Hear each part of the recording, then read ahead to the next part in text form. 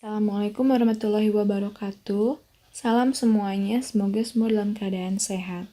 Kali ini kita akan coba bahas tentang vektor terkait perkalian pada vektor. Nah, kita memiliki 3 macam perkalian pada vektor. Yang pertama adalah perkalian antara skalar dengan vektor.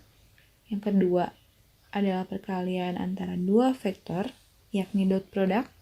Dan yang ketiga, perkalian antara dua vektor juga, tapi cross product. Nah, video kali ini akan coba membahas tentang perkalian dua vektor yang cross product. Jadi langsung saja kita mulai membahas cross product. Oke, yang pertama kita akan coba bahas dulu di gambar sebelah kiri. Di situ ada 3 vektor, yaitu vektor A, vektor B, dan vektor C. Nah, di sini kita mulai dari vektor A dan B. Dia terletak di satu bidang dengan sudut yang diapit itu sudut alfa. Nah, di sini kenapa ini ada panah diputar? Nah, ini tergantung dengan kaidah tangan kanan. Jadi putaran tangan itu kan dari sini ya, menuju ke telapak tangannya. Jadi di sini searah A ke B. Nah, A ke B ini ternyata menghasilkan suatu vektor yang arahnya itu searah dengan jempolnya. Nah, vektornya dinamakan vektor C misalkan. Jadi di sini C itu sebenarnya adalah vektor A cross vektor B. Gitu. Jadi dengan menggunakan kaidah tangan kanan diperoleh suatu vektor yang letaknya itu bukan di bidang itu, tapi kita harus perhatikan vektor C itu sebenarnya, nah itu ada tanda tegak lurus dengan vektor A. Juga dia tegak lurus dengan vektor B. Artinya vektor C itu tegak lurus dengan kedua vektor yang merupakan hasil dari yang cross produknya tadi. Jadi A cross B itu sama dengan C. Jangan kebalik, arahnya itu searah dengan putaran tangan kanan dan arah vektor crossnya itu searah dengan jempolnya. Gitu ya. Jadi kalau tangannya muternya terus jempolnya ngadep ke bawah, berarti muternya ke bawah. Jadi tergantung dengan putaran tangan kanan dan juga jempolnya. Kalau kalian punya vektornya langsung digambar secara geometris. Oke, coba contoh lainnya. Misalkan gambarnya agak kita buat miring. Misalkan vektor A-nya seperti di layar. Kemudian ada vektor yang warnanya hitam. Itu jangan lupa tegak lurus. Kemudian ada vektor B. Juga tegak lurus dengan vektor yang warnanya hitam. Dan coba kita akan buat yang putarannya itu searah dengan warna hitam. Berarti kalau seperti itu, putarannya itu kan dari ini ya, A ke B. Gitu kan. Jadi kalau gitu, vektor warna hitam itu kita misalkan namakan vektor C adalah merupakan vektor A cross vektor B. Gitu ya. Jadi tergantung putarannya, karena dari A ke B maka A cross B. Kalau kebalikannya berarti juga kebalikannya, jadi B cross A gitu. Oke, selanjutnya kita di sini membuat suatu bangun dengan cara mengcopy vektor A dan vektor B. Kemudian ada daerah yang dibatasi oleh tadi bangun yang tadi yang merupakan bangun jajar genjang. Itu adalah suatu bangun dengan suatu luas atau area tertentu. Nah, ternyata luasnya itu, luas bangun yang itu tuh yang diarsir itu sama dengan panjang A cross B. Jadi luas daerah yang dibatasi oleh jajar genjang dengan panjang rusuknya A dan B itu sama dengan panjang vektor C yang merupakan A cross B. Nah, pertanyaannya kenapa? Nanti kita akan coba buktikan ya setelah kita mengetahui dulu panjang A cross B itu sebenarnya apa sih. Oke, jadi sekarang kita akan coba bahas dulu definisi cross productnya ya. Oke, cross product. Nah, kita memisahkan menggunakan vektor U dan V. Vektor U-nya kita tulis dalam komponen vektor X-nya, Y-nya, dan Z-nya. Dan V-nya juga sama, Vx, Vy, dan Vz. Sekarang kita cross. Nah, seperti apa cross product itu? Sebenarnya kita coba tulis dulu secara matriks. Dia itu ada komponen I-nya, J-nya, dan juga K-nya. Tapi kalau seperti ini, kira-kira kalian ingat apa? Ini merupakan determinan matriks 3x3, dan kita hitungnya menggunakan determinan Sarus. Nah, metode ini merupakan salah satu metode yang digunakan untuk menyelesaikan cross product. Ini mudah sih, jadi kita pilih metode ini dulu ya untuk menyelesaikan cross product di video kali ini. Oke, jadi determinan Sarus ini, kita coba ya. Determinan Sarus itu seperti apa sih sebenarnya? Kalau sudah belajar matriks pasti bisa, cuman kalau misalkan belum belajar, kita sama-sama belajar, ingat-ingat kembali bagaimana caranya kita menggunakan determinan Sarus. Oke, jadi kita harus mengkalikan secara diagonal. Nah, itu dikalikan secara diagonal, kita mendapatkan A, B, dan C. Jadi A itu sebenarnya I dikali UY dikali VZ. Jadi A, supaya lebih gampang ditulisnya ya. Jadi di sini sama dengan A ditambah B ditambah C, karena tandanya plus. Di situ ada di atasnya plus. Kemudian ada diagonal yang lain, arahnya berbeda dari bawah ke atas. Itu juga sama, dikali, tapi tandanya min. Jadi min D, min E, min F, gitu. Atau kita bisa tuliskannya dalam kurung A ditambah B ditambah C dikurang D ditambah E ditambah F. Nah, itu yang dinamakan cara determinan Sarus. Nah, coba kita gunakan untuk contoh soalnya.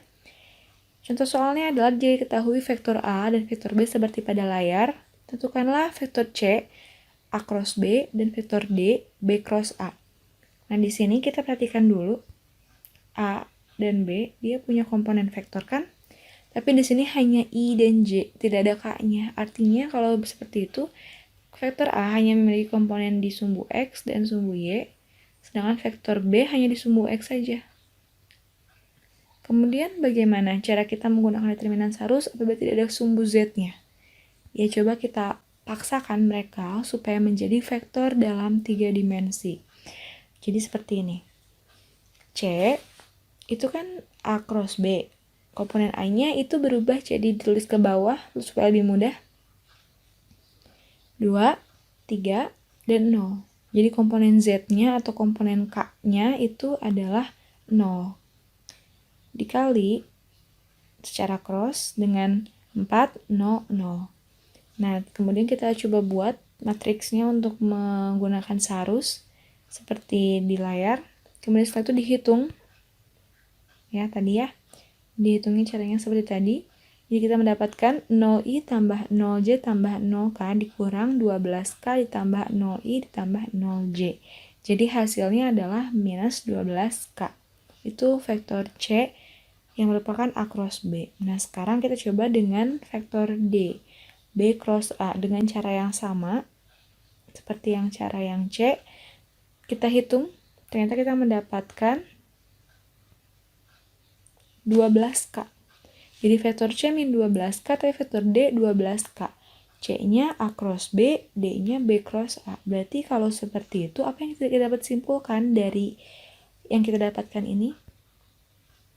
Berarti A cross B itu beda dengan B cross A. Bedanya seperti apa? Lebih spesifik lagi, sebenarnya mereka hanya beda arah kan? Jadi panjangnya sama, tapi arahnya beda. Kenapa bisa beda arahnya? Karena putarannya beda. Kalau C itu putarnya dari A ke B, kalau D dari B ke A. Nanti secara geometris lebih mudah sih dipahami, tapi secara mandiri ya, karena di video ini kita tidak bahas secara geometris.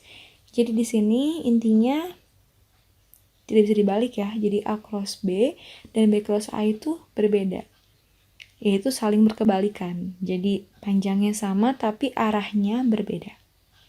Oke, selanjutnya selain kita menghitung atau menentukan suatu komponen vektor cross, kita juga akan menentukan komponen panjang vektornya. Nah, kita misalkan U cross V itu vektor W. Berarti kita ingin mencari panjang vektor W ya. Cara yang pertama adalah dengan cara definisi panjang, yang merupakan akar dari penjumlahan kuadrat setiap komponen vektor W. Atau Nah, di sini ada cara baru. Cara barunya adalah panjang U cross V itu adalah panjang U dikali panjang V dikali sin theta. Theta itu adalah sudut yang diapit oleh U dan V ya. Jadi di sini dua cara. Cara pertama, cara kedua. Jadi theta itu adalah vektor yang diapit oleh sudut yang diapit oleh vektor U dan vektor V. Jadi theta itu di situ. Oke, langsung kita ke contoh soalnya. Di sini contoh soalnya adalah diketahui vektor A 3, 2, 4, vektor B dengan komponen 2, 3, min 3.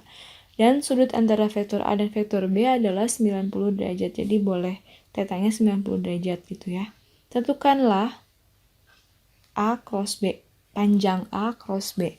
Sebenarnya di sini kita harus make sure dulu, benar nggak sih sebenarnya kalau vektornya A dan B itu sudut mereka 90 derajat? Nah, karena soal sih sebenarnya bisa langsung percaya, cuman kalaupun tidak diketahui di soal, 90 derajat bisa kita cari secara manual. Nah, bagaimana cara mencarinya? Sambil kita make sure ya. Jadi di sini cara manual menggunakan dot product. Dot product itu berarti kan seperti di layar. Kemudian kita dapatkan berarti 3 kali 2 ditambah 2 kali 3 ditambah 4 dikali min 3. Jadi hasilnya 0. Nah, berarti dot produknya itu, ini agak kesalahan, bukan sin A ya. Kalau dot product itu menggunakan apa? Cos alpha. Jadi ini semua sinnya dirubah jadi cos ya. Ini sinnya juga jadi cos, jadi semuanya cos alpha. A dot B sama dengan 0. Kenapa 0? Karena di sebelah kiri perhatikan lagi, A dot B-nya sudah ketemu 0.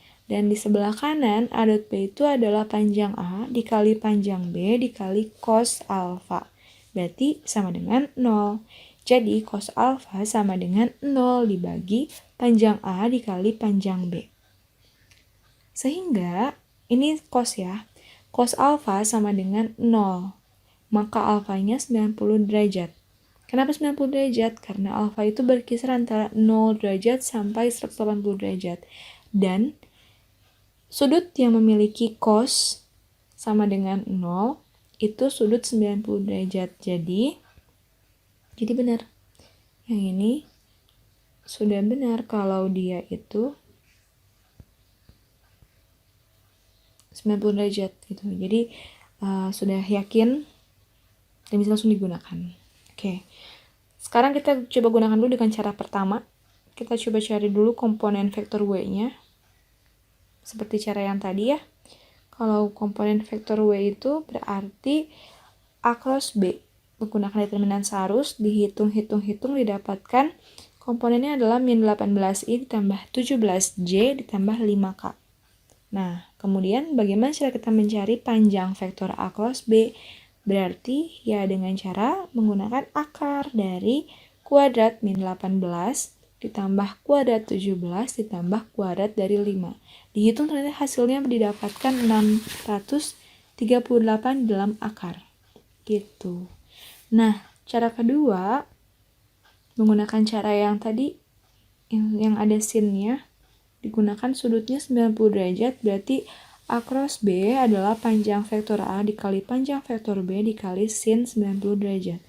Oke, kita hitung panjang vektor A, panjang vektor B-nya dikali sin 90 derajat, yaitu akar 29 dikali akar 22 dikali 1, karena sin 90 itu sama dengan 1. Nah, dihitung ternyata hasilnya itu sama, yaitu akar dari 638. Jadi dengan cara satu ataupun dua kita mendapatkan hasil yang sama. Jadi tinggal pilih caranya seperti apa. Apalagi kalau di soalnya sudah lengkap ya, diketahui sudutnya, diketahui komponennya. Itu tinggal pilih cara yang paling mudah menurut kalian. Gitu. Jadi cross product itu cara mencarinya dengan determinan satu salah satunya. Ada cara lain sebenarnya. Cuman di video ini kita hanya akan membahas menggunakan cara itu. Dan jangan lupa juga untuk mencari panjang vektornya. Ada dua cara, menggunakan definisi panjang vektor biasa dan definisi panjang vektor yang khusus untuk cross product, yaitu yang panjang vektor U dikali panjang vektor V dikali sin theta. Gitu. Jadi coba dipahami lagi. Jangan lupa latihan soal. Kita coba ini hapus dulu ya. Oke. Nah, jadi sampai situ dulu pembelajaran hari ini. Kita coba review dulu ya. Perkalian pada vektor. Nah, perkalian pada vektornya ada 3. Tadi kita bilang ada skalar dengan vektor, dot product, dan cross product. Nah, ini lambang-lambangnya. Yang skalar itu seperti apa? Kita coba ingat-ingat sedikit ya, kita review. Dia suatu K dikali dengan vektor U-nya misalkan 2 dimensi ya. U1, U2. Berarti hasil kalinya itu adalah K dikali U1, K dikali U2. Gitu. Itu kalau perkalian antara skalar dengan vektor. Kalau yang dot product tadi kita sudah bahas di slide sebelumnya. Yang cross product juga sudah dibahas. Jadi itu perbedaan antara 3 perkalian tersebut. Semoga bisa dipahami, semoga bisa membantu dalam belajar. Dan terima kasih sudah melihat videonya sampai akhir. Wassalamualaikum warahmatullahi wabarakatuh.